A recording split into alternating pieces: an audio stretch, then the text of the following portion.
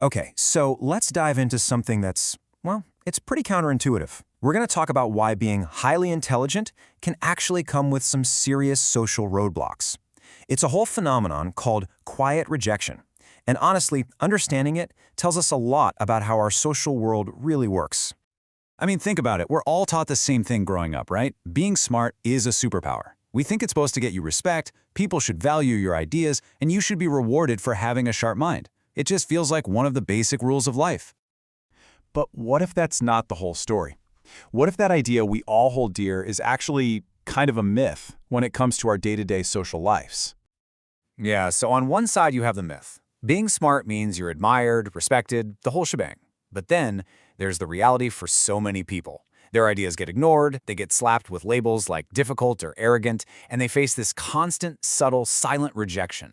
And let's be clear, this isn't because they lack social skills. Nope, it's because their intelligence fundamentally changes the rules of the game. So, what's really going on here? Well, it all boils down to this epic tug of war between two big ideas, the need for group harmony versus the search for actual truth. Let's really break down what we mean by social harmony. It sounds nice, but it's not just about being polite. It's more like this invisible contract that everybody signs when they join a group. And what's the #1 rule in that contract? Prioritize comfort. Keep things smooth. Don't ask the hard questions. Basically, don't rock the boat, even if that boat is, sailing straight for an iceberg. And that's the thing. Most social groups are like clubs, and the price of admission is agreeing with everyone else. Their main goal isn't necessarily to be right, it's to stick together. And cohesion depends on everybody sharing the same beliefs and just not making waves. So how does an intelligent person break this invisible rule? Well, pretty much just by being themselves. They can't help but think more deeply, which naturally exposes flaws in ideas. They're the ones asking the uncomfortable questions everyone else avoids. And they usually value being accurate way more than being popular. In short, they mess with the calm, and that makes people uncomfortable. And discomfort, well, that almost always leads to rejection. Now, this disruption isn't just a random thing. It happens in 3 really specific ways, and each one can make intelligence feel like a genuine threat to a group's stability. First up, they just think differently. By questioning a rule that has always been there or pointing out a flaw in a plan, they're not trying to be a pain. They're just trying to find the best possible answer. But in doing that, they accidentally shine a big, bright spotlight on the gaps in other people's thinking.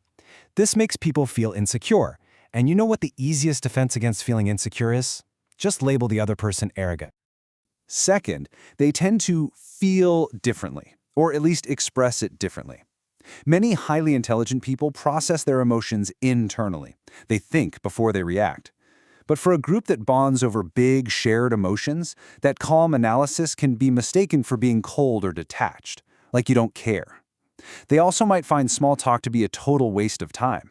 And when they pull back from it, people don't think, oh, they're not into chit-chat. They think, oh, they don't like me. And number 3, this is a big one. They disrupt the social structure without even trying. See, every group has an unspoken pecking order, right? And it's usually based on confidence or charisma, not logic. So when a smart person comes in and makes a really well-reasoned argument, that logic has its own authority. It can expose a leader's weak spot and shift everyone's attention. And that is immediately seen as a threat to the whole established order. So when you're faced with this kind of friction all the time, what's the natural response? You start to hide. You try to blend in. But trying to fit in like that, man, it comes at an incredibly high cost. It really becomes this tragic cycle. It starts with the quiet rejection. So then you learn to downplay your insights. You dumb down your language. You pretend not to see the obvious flaws in things. And the final step is the most damaging of all. This constant self-censorship leads to frustration, cynicism, and eventually a total loss of your own identity. Because when you hide your mind, you're hiding your true self. But this isn't a dead end, I promise. We can actually reframe this whole dynamic. What if this rejection isn't a final verdict on your worth, but it's actually just a signpost pointing you in a totally different direction? This is so crucial to get. If any of this sounds familiar to you, it is not because you are broken or you lack social skills. It's because your very presence makes people think. And thinking is hard. It challenges people's identities, it questions their beliefs, and frankly, a lot of people just aren't ready for that kind of workout. So knowing all this, what's the path forward? What is your job in this situation? The answer is so simple, but it is so powerful. Your task is not to shrink. It's not to become less curious or less intense or less you just to fit into spaces that punish depth. Your real task is to find the people and the places that actually value what you bring to the table. So always remember this. Society might resist you in the day-to-day, but all of human progress has always depended on minds that see things a little differently. History proves one thing over and over again. The minds that were once rejected quietly are very often the ones that end up changing everything.